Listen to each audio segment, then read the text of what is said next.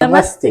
आप सुन रहे हैं द गीता फॉर फैमिलीज, जहां गीता का श्लोक हमें सिखाता है कि रिश्ते सिर्फ खून से नहीं, कुछ समझ से भी बनते हैं।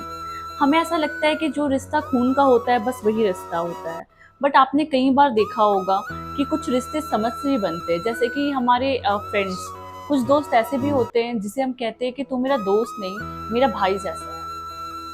ये तब होता है कि जब आप एक दूसरे के साथ जब कितना अच्छा आपका समझ है, राइट। ऐसा आप देखोगे फ्रिक्वेंटली अपने लाइफ में कि अपने भी पराये हो जाते हैं और पराये भी अपने हो जाते हैं। ये टोटली डिपेंड करता है कि आप अपना रिलेशनशिप का अंडरस्टैंडिंग, बॉन्डिंग, करेक्ट, समझ ये कितना अच्छा है। आप जितने अच्छे समझ रखोगे उतना अच्छा बॉन्डिंग क्रिएट होगा, आपका रिलेशनशिप उतना अच्छा चलेगा। हम बात कर रहे हैं चैप्टर 1 के दूसरे श्लोक की। एक ऐसी हालात जहां एक भाई दूसरे भाई की तैयारी को देखकर अंदर से हिल जाता है। कि पांडव अपनी पूरे आर्मी के साथ आता है। उसके आर्मी में सब कोई मतलब एक परफेक्टली अलाइंड आर्मी होती है जिसमें पूरा ताम झाम के साथ घोड़ा, हाथी, परफेक्ट सोल्जर्स, तलवार वगैरह के साथ आता है। जब वो आता है फील्ड पे और जब दुर्योधन उसको देखता है, तो दुर्योधन कहीं बैठा होता पहाड़ों के ऊपर, कहीं से वो देख रहा होता। जब वो उसको देखा कि पांडव जो है पूरी परफेक्ट आर्मी के साथ है, तब वो क्या होता है, तब वो घबरा जाता है और क्या होता है, इस घबराहट में दौड़ करके भागता है अपने गुरु द्रोणाचार्य के पास और गुरु द्रोणाचार्य को ये बोलता है कि पांडव जो है वो बहुत आर्मी के साथ परफेक्टली अलाइंड आर्मी के साथ आए हुए हैं। वो मतलब कि क्या होता है कि वो एक कंपैरिजन स्टार्ट कर देता है। वो जो कंपैरिजन स्टार्ट कर देता है तो वो अपनी सोच को ही डोमिनेट कर देता है। तो ये स्टोरी का यही मतलब हो कि जैसे ही आप कोई एनिमी का आर्मी को देखते हो और देख करके जैसे ही आप घबरा जाते हो, तो लड़ाई युद्ध के मैदान में शुरू तो बाद में होता है। पहले तो मैं आपको बताया था कि जो भी लड़ाई होता है वो आपके माइंड पे स्टार्ट हो जाता है।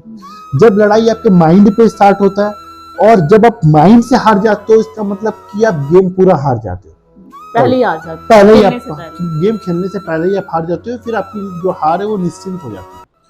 तो वो क्या हुआ, वो जो कंपैरिजन जैसे किया कि वो पूरा आर्मी के साथ, अलाइंड आर्मी के साथ आया, तो उसके दिमाग पे ये हावी हो गया और वो कंपैरिजन जो उसने कर दिया, उसी वक्त कंपैरिजन के चक्कर में कंपैरिजन उसकी सोच पे डोमिनेट कर जाता है। मतलब वो अपने से और पांडव से, सामने वाले से कंपैरिजन कर लिया, तो क्या वो उसकी सोच पे वो हावी हो गया, मतलब डोमिनेट कर गया उसके ऊपर कंपैरिजन। अभी तक ये कंपैरिजन घर के बाहर हो रहा था, पर कभी कभी हम ये कंपैरिजन घर के अंदर भी करते हैं। राइट।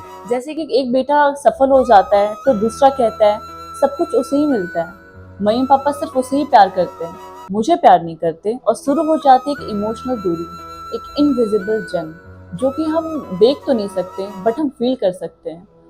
हाँ, ये फीलिंग कैसे आती है ना कि जब आप ये कंपैरिजन आप घर के अंदर करने लगोगे अपने ही फैमिली मेंबर्स के साथ, चाहे वो आपके बड़े भाई हो, छोटे भाई हो, या कोई आपका रिलेटिव्स हो, उसके अंदर जब आप ये सोचने लगोगे कि वो सक्सेस है, मैं सक्सेस नहीं हो पाया, उसको ज्यादा वैल्यू मिलता है, हमें ज्यादा वैल्यू नहीं मिलता, ये क्यों नहीं मिलता?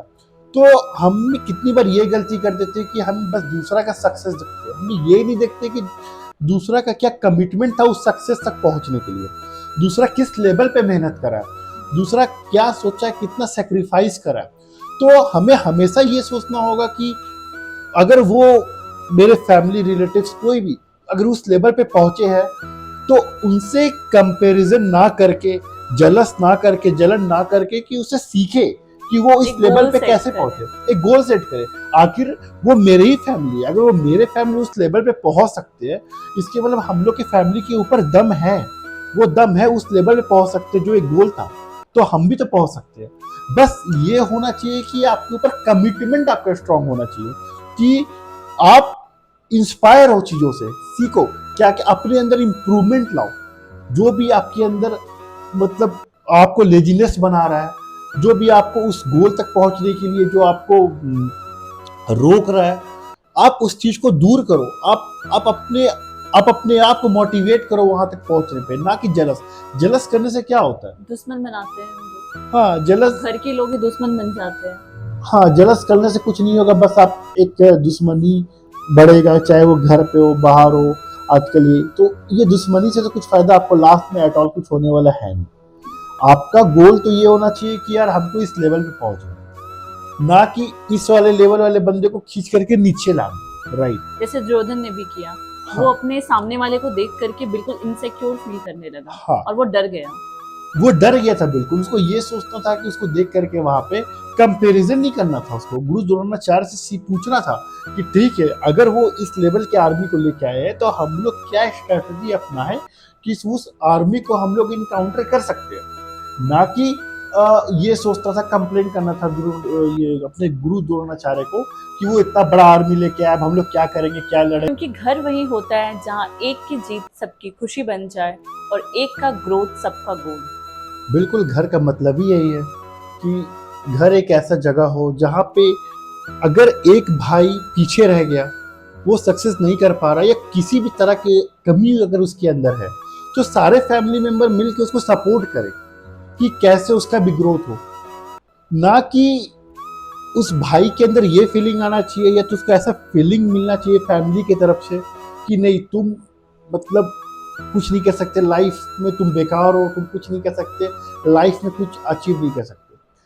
देखिए, लाइफ में हर आदमी हर कुछ कर सकता है, सिर्फ और सिर्फ उसको करेक्ट मोटिवेशन, करेक्ट साथ की जरूरत है। बस फैमिली एक बन के रहिए, एक फैमिली एक दूसरे को कोऑपरेट करो कि ग्रोथ जब एक का हो यानी सबका हो, सबका ग्रोथ हो, मतलब हर एक फैमिली का ग्रोथ हो। अगले एपिसोड में मिलते हैं एक नए श्लोक के साथ, जहाँ पे हम सीखेंगे कि एक रिश्ते को हम कैसे बचा सकते हैं।